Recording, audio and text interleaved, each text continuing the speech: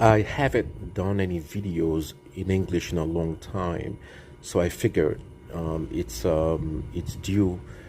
And last time I made a video in English was probably a month ago, and I remember saying that the situation was dire. Now I don't even know how to qualify the situation because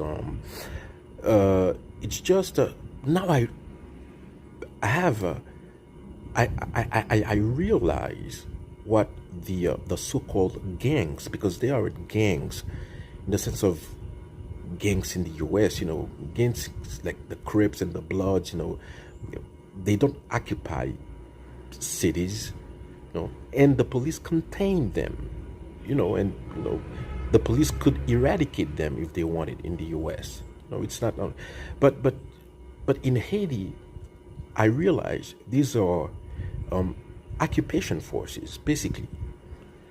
I mean, so they operate like occupation forces because what they take is that they take over cities. And the aim, I realize that they are waging a war of attrition, a war of attrition against the national police, because people forget that a police force is not designed to work like a military force, like to engage in battle day after days and week after week. No, that's not the function of a police force. That's the role of the military. But our military is like it's tiny.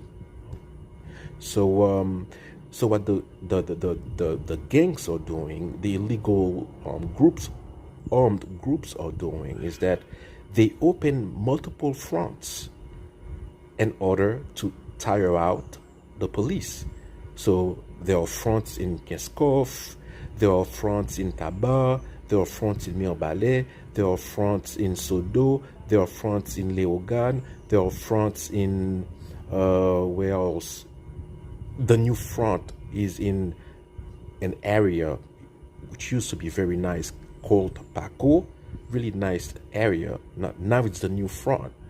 So, and there is like the lost territories like Carrefour, which have been lost a long time ago. So, yeah.